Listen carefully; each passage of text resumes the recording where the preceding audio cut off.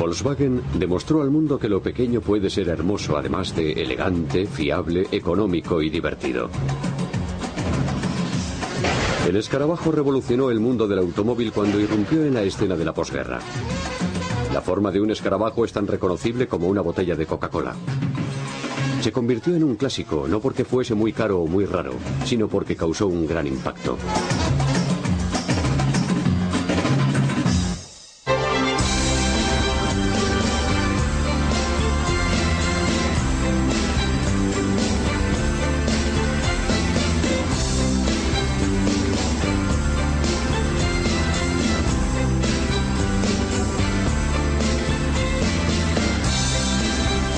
Grandes coches. Volkswagen.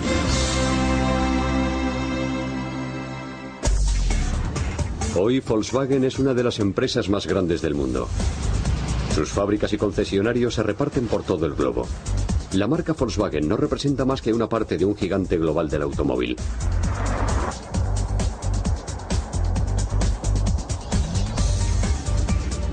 Es el dueño de Audi en Alemania, de Bentley en el Reino Unido, de Lamborghini en Italia y del resucitado Bugatti en Francia. Cuando empezó, nadie podría haberse imaginado que Volkswagen reuniría esta selección de marcas tan asombrosamente diversa.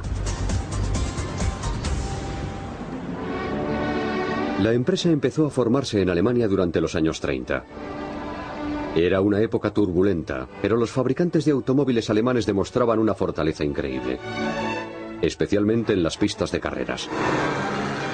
Las filiales alemanas de Ford y General Motors vendían más coches en Alemania que ninguna otra empresa. Pero los dos grupos alemanes, Mercedes-Benz y Auto Union, dominaban las carreras de Grand Prix.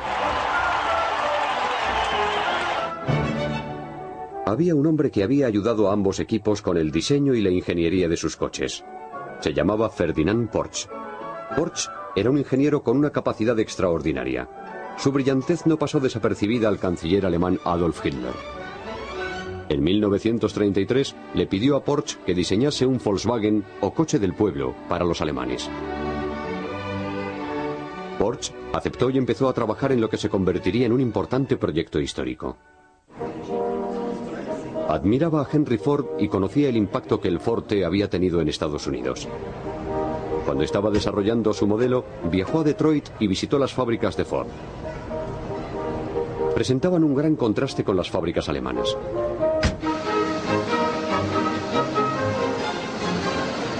Aunque había empresas como BMW que fabricaban coches pequeños como el Dixie, en Alemania nadie había fabricado un coche económico producido en masa que equivaliese al Ford T.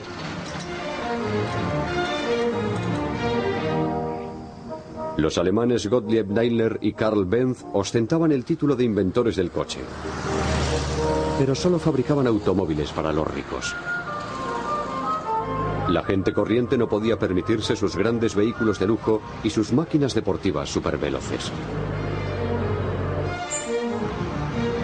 Porsche había sido el responsable de algunos de sus diseños más avanzados. Ahora le habían encargado diseñar el Ford T de Alemania. Tenía que proyectar un coche que no costase más que una motocicleta de tipo medio y que no consumiese mucha gasolina. Le sirvieron de base los diseños de 3 pequeños prototipos de coche que había efectuado en 1932 para el fabricante alemán de motocicletas NSU. Cuando recibió el nuevo encargo, volvió a revisar esos prototipos. Fabricó 3 prototipos más y los llamó Tipo 60.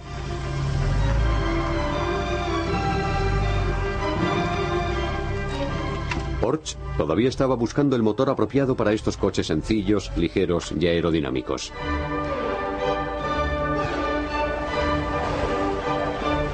Sabía que tenían que llevar el motor en la parte de atrás para obtener una mejor tracción y que debían estar refrigerados por aire para impedir la congelación en invierno, de acuerdo con las particularidades del clima alemán.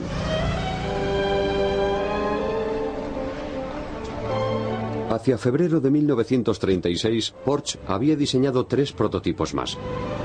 Disponían ya del motor básico de 4 cilindros que se convertiría en el motor de 20 millones de Volkswagen. Con los prototipos se efectuó una prueba de 48.000 kilómetros a través de los Alpes y de las nuevas autopistas alemanas. El 1 de diciembre se consideró que habían superado la prueba. Pero faltaba más trabajo por realizar antes de comenzar la producción. En 1938 se empezó a construir una fábrica en un pueblo que Hitler bautizó con el orwelliano nombre de Fuerza a través de la alegría, o KdF Stadt. También llamó a los coches KdF Wagen. El resto de la gente los llamaría escarabajos. Mientras se construía la fábrica, Porsche se dedicó a diseñar un coche deportivo llamado Tipo 64. Utilizó muchas piezas de Volkswagen y creó la base del coche que más tarde se convertiría en la marca asociada a su nombre, el Porsche.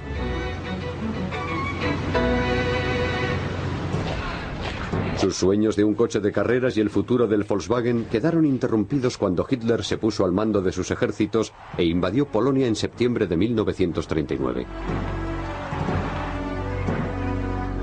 No se pudo atender los miles de pedidos que se habían recibido. Las pocas unidades que se habían fabricado fueron a parar a las autoridades del partido nazi. El resto del país tendría que esperar hasta el final de la guerra. Cuando la guerra terminó en 1945, Alemania estaba en ruinas. Su cuenca industrial había quedado arrasada. Y la fábrica de Volkswagen no había sido la excepción. Las autoridades militares británicas necesitaban medios de transporte y un joven oficial, Ivan Hearst, decidió intentar reconstruir las instalaciones de Volkswagen. De entre las ruinas surgió una fábrica viable y productiva. Con un pedido inicial del ejército británico de 20.000 coches, Hearst puso la fábrica a trabajar a pleno rendimiento. En octubre de 1946 ya había fabricado 10.000 Volkswagen. Enseguida se hizo patente que se trataba de un negocio rentable. Los británicos contrataron a un auténtico empresario, Heinrich Nordhoff, para dirigir Volkswagen. Además se dieron cuenta de que la empresa necesitaba inversores. Se ofreció a la Ford Motor Company la oportunidad de adquirir Volkswagen. Se dice que Henry Ford II, nieto del hombre al que admiraba Ferdinand Porsche, afirmó: "No creo que lo que nos están ofreciendo valga un comino".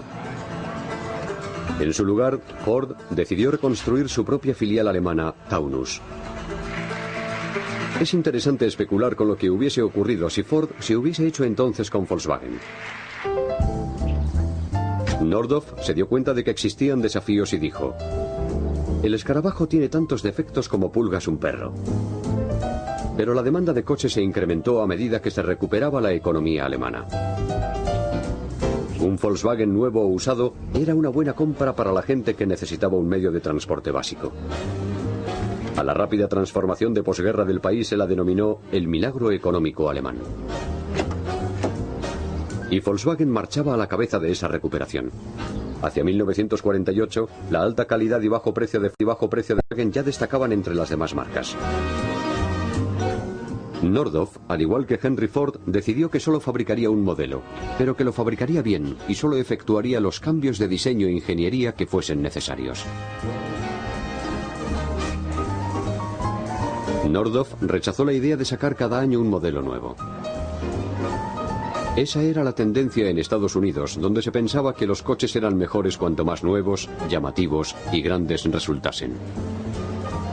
Sin embargo, los cambios eran puramente cosméticos, y bajo la carrocería metálica que se presentaba cada otoño, no se escondía nada nuevo. Detroit se dedicaba a vender más chicha que carne.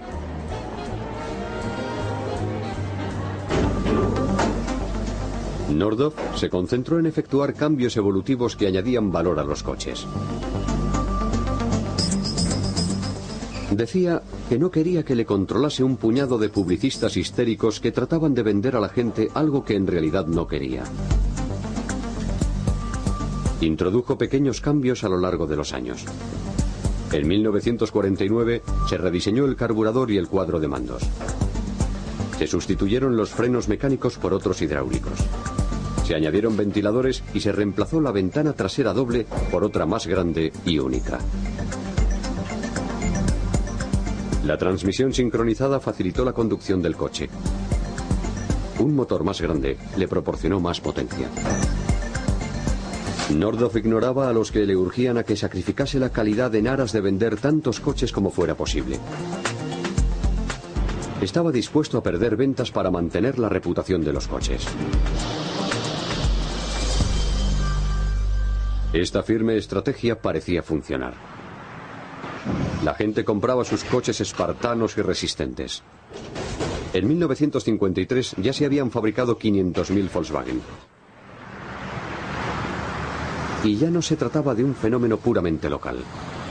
Se exportaban a 86 países. Un país en el que la escarabajomanía tardó en cuajar fue Estados Unidos. Pero Nordhoff estaba decidido a penetrar en el mercado automovilístico más grande del mundo. En Estados Unidos solo se había vendido una cifra minúscula de Volkswagen. Las importaciones las encabezaba un pequeño coche deportivo británico, el MG. Era un deportivo divertido con algunos problemas mecánicos, pero con un cierto encanto. El coche extranjero más de moda en ese momento era el Jaguar.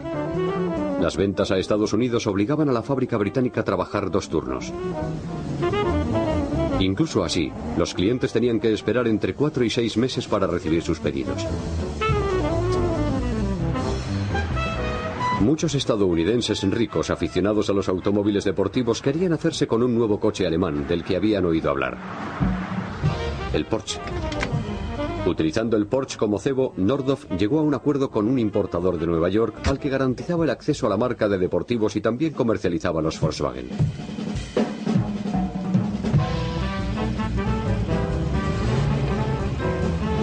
Así se abrió la puerta al mercado norteamericano.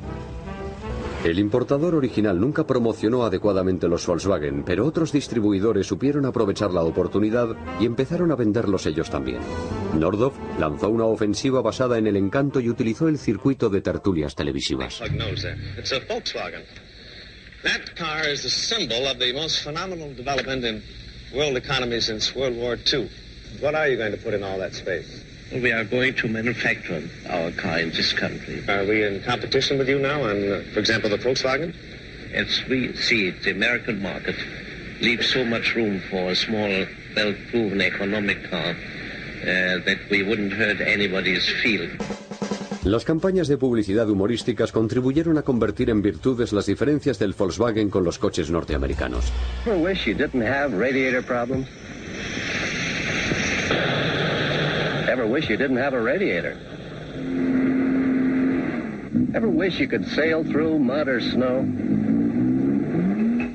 Ever wish your car didn't guzzle so much gas?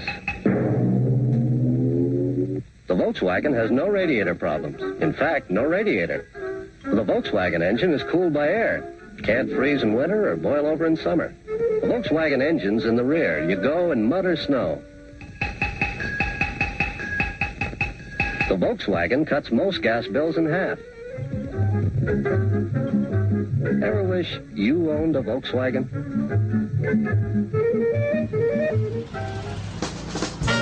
El enfoque cómico contribuía además a diluir la aversión a adquirir coches de un enemigo reciente. Hacia 1955 ya había más de 20.000 escarabajos circulando por las carreteras de Estados Unidos. Se empezaron a formar clubes de propietarios y el coche iba camino de convertirse en un objeto de culto. Tenía una especie de atractivo para los ricos extravagantes. Los intelectuales de ambas costas pensaban que el Volkswagen demostraba su desdén hacia la aberrante cultura de masas. Pero en Europa, el Volkswagen era el coche de las masas. Hacia 1955 ya habían salido de la fábrica de Wolfsburg 1 millón de escarabajos. Se producían una media de 1.000 unidades diarias. Volkswagen se había convertido en el fabricante de coches más grande de Europa. En 1950, Nordhoff había hecho una excepción en su regla de fabricar un único modelo al fabricar el Transporter. Era una furgoneta versátil en la que los trabajadores podían cargar prácticamente cualquier cosa. Incluso empezó a reemplazar al San Bernardo en las pistas de esquí. Tuvo un gran éxito en todo el mundo. Las furgonetas Volkswagen se hicieron extremadamente populares entre los surfistas escasos de fondos del sur de California y la generación hippie de San Francisco. Las versiones para acampada permitían a las familias llevarse la casa a cuestas. Era una gran forma de viajar con un presupuesto limitado. Y se empezaron a desarrollar más modelos. Volkswagen presentó un coche deportivo, el Karmann Ghia. Algunos lo denominaron el Porsche de los pobres.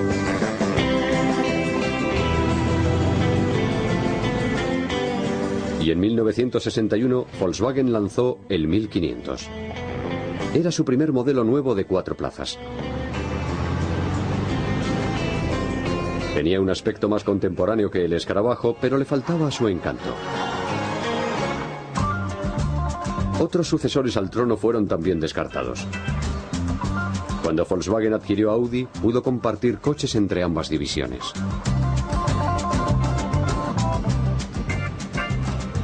Fue lo que se hizo por primera vez en 1973 con el Passat procedente de Audi. Pero este nuevo sustituto del escarabajo volvió a fallar. Mientras Volkswagen buscaba una nueva estrella, otros estaban encontrando nuevos usos para el escarabajo. 2 subculturas californianas, la del surf y la de los coches, se unieron para crear el buggy de playa.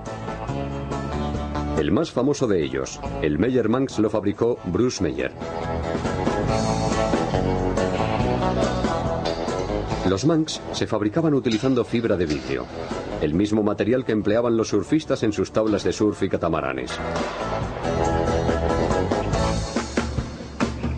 Quitaban al Volkswagen su carrocería tradicional y la reemplazaban por una especie de bañera larga y baja. Los pequeños motores proporcionaban una gran potencia, de vehículos tan ligeros. Como consumían poca gasolina, sus dueños tenían más dinero para comprar cerveza y otros productos de primera necesidad. Además, el concepto de motor trasero de Porsche proporcionaba a los buggy una tracción superior a la de un coche convencional. Así podían salirse de la carretera y descubrir zonas inaccesibles donde hacer surf en México. Como a Meyer le gustaban las carreras tanto como el surf, empezó a competir con sus colegas de buggy. Sus aventuras y desventuras dieron lugar a un nuevo deporte, las carreras todoterreno.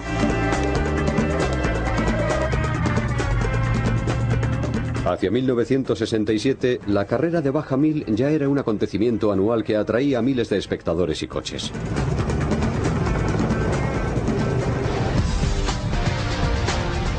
El buggy de playa dio origen al Baja Bug y el deporte continuó prosperando.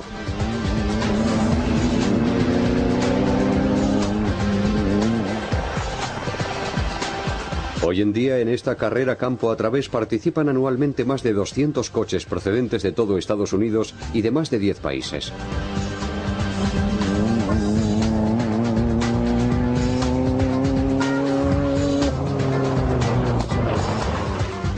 Ya no está restringida solo a Volkswagen, pero el mayor contingente de participantes sigue estando compuesto por Baja Bugs. Se ha convertido en una tradición.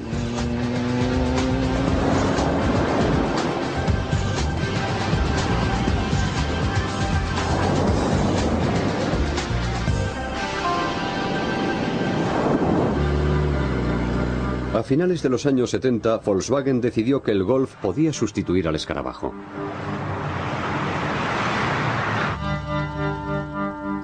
El 19 de enero de 1978 salió de la fábrica el último escarabajo hecho en Alemania.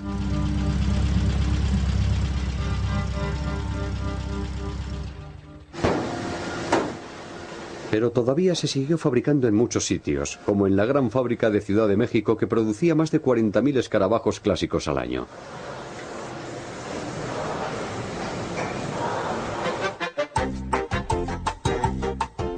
La publicidad contribuía a convertir el escarabajo en un componente entrañable de la cultura popular.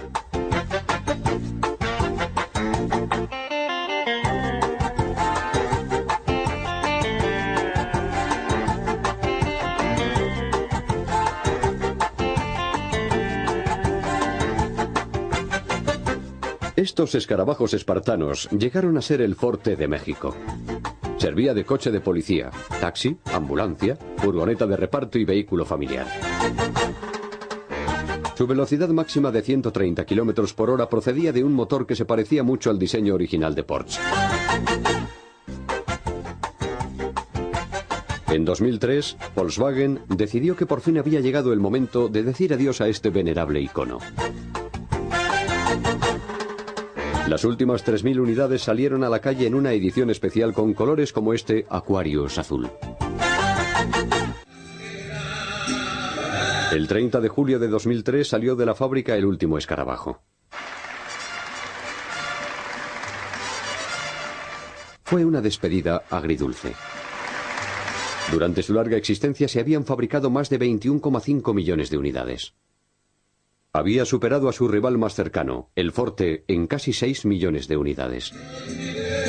Flores y mariachis rindieron homenaje al último escarabajo de la historia del automóvil.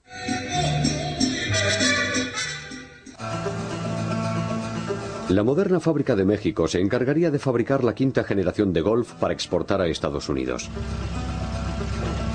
Pero la estrecha relación emocional que los mexicanos sentían por sus escarabajos sería muy difícil de reemplazar.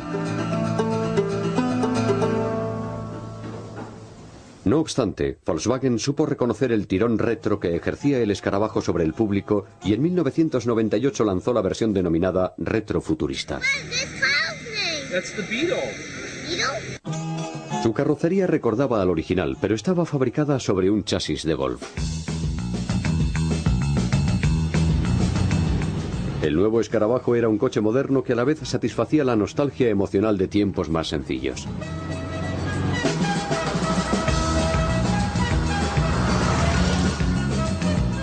Atrajo a los compradores jóvenes de corazón, a los que no les importaba destacar entre la multitud, gente con ganas de divertirse. Ofrecía mucho más lujo y rendimiento que el escarabajo original, pero no dejaba dudas sobre su ascendencia. En 2003 apareció un nuevo escarabajo descapotable. Volkswagen había fabricado sus primeros descapotables en 1949. Mucha gente había tenido su primera ocasión de conducir a cielo abierto en uno de ellos. El nuevo modelo no se parecía nada a su pariente lejano. Era más bajo, la ventana trasera era de cristal y la capota podía subirse y bajarse en 13 segundos apretando un simple botón. Llevaba un motor de 115 o 150 caballos que, unido a una transmisión automática de 6 velocidades, lo convertía en un coche más potente que 4 motores del modelo original combinados. Estaba claro que Volkswagen no era una empresa que adormecía en el pasado. Tenía puestos los ojos en el futuro. Y la historia del escarabajo todoterreno puede formar parte de ese futuro. Inspirada en los Meyer-Manx y los Baja-Bugs, Volkswagen creó el Dune. El concepto en el que se basó es el de un coche de techo abierto que navega por las dunas. Es un escarabajo que puede llevarte más allá de donde termina la carretera. Para aquellos que no podían esperar al escarabajo todoterreno, Volkswagen creó el Touareg, un todoterreno con V8 opcional. Era una combinación de berlina de lujo y todoterreno diseñado para competir contra Land Rover, Lexus y otros todoterrenos de gama alta. Constituía otro indicador de lo lejos que había llegado la empresa que empezó fabricando coches de bajo coste para el pueblo. Las características del Touareg le permitieron participar en el Rally París-Dakar y obtener el premio Motor Tren 2004 al todoterreno del año.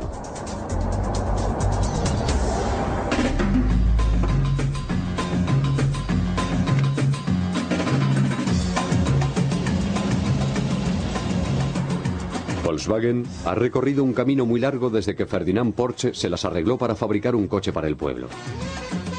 Se puede decir que fue literalmente el motor que sacó a Alemania adelante después de la Segunda Guerra Mundial. Proporcionó a la contracultura estadounidense un símbolo al que adorar. Cautivó los corazones y las mentes de gente de todo el mundo con ironía y humor. Son coches que todavía dibujan una sonrisa en la cara de todo el que los ve. Puede que el escarabajo original sea historia, pero ha dejado su impronta en el mundo.